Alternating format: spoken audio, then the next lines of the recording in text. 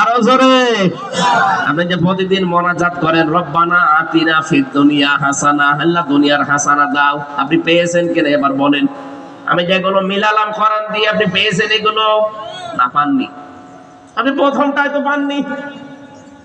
কোরআন যে পড়া লাগবে, কোরআন পাওয়ার হক কয়টা? শুদ্ধ করে পড়া, নিজে বোঝা, নিজে আমল করা, আর মানুষ যেন মানতে পারে সেই ব্যবস্থা করার চেষ্টা করা। যারা করে যাচ্ছে তারাই জালেমের টার্গেট ছিল।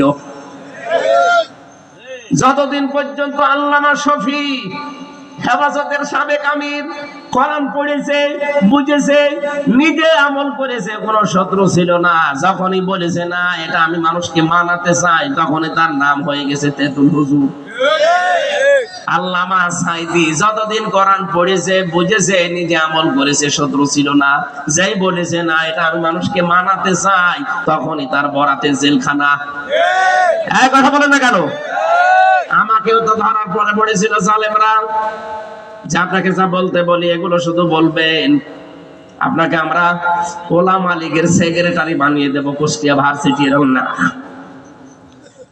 আমার যেই লোকটা ধরেছিল আসাদুজ্জামান, কাউন্টার টেররিজমের এই শয়তান, এ আমারে বারবার চোখ বেঁধে নিয়েছে তোর ঘরে, পেছনে হাত বেঁধে চোখ বেঁধে নিয়ে গিয়ে বলতো আপনার এত ঝামেলা দরকার কি? সারাটা জীবন নষ্ট করবেন। আবার মানুষকে বলতো সার আশপাশে যারা থাকতো যে পিটান এরে, দেন এরে পিটান, উল্টো করে পিটান। আমারে অফার দিত বারবার যে আপনাকে আমরা অফার দেই, কথা বলেন না কেন? বললাম চোখটা খুলে দিন দেখি আপনার চেহারাটা। মানুষ নামে একটা টাটকা শয়তান আমারে বারবার বলেছে আমরা কুষ্টিয়া ভার্সিটির আপনার ওলামা লীগের সভাপতি বানিয়ে দেব, সেক্রেটারি বানিয়ে দেব। শুধু যা বলতে বলি এগুলো বলবেন আদালতে, না মিথ্যা কথা বলা যাবে না।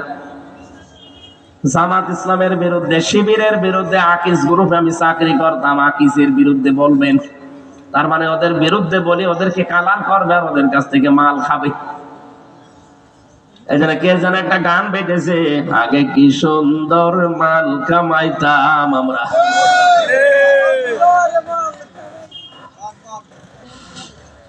আরে ভাই দুনিয়ার হাসানা চাই আমরা, শুধু দোয়া করে শেষ করে দিইনি। আমরা দুনিয়ার হাসানা চাই, এই কারণেই তো মানুষ যেন কোরআন মানতে পারে সেই পরিবেশ দরকার না? পরিবেশ এখন আছে,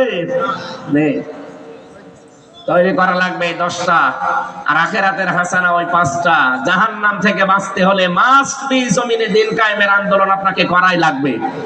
এই পৃথিবীতে দিন কায়েমের আন্দোলন করা ফরজ, বিরোধিতা করা কুফরি, আর চুপ থাকা মুনাফিকি। আল্লাহ আমাদের হেফাজত করুন। এই 16টা বিষয় যেন আমরা দুনিয়া আখিরাতে পাই। আল্লাহুম্মা আমিন।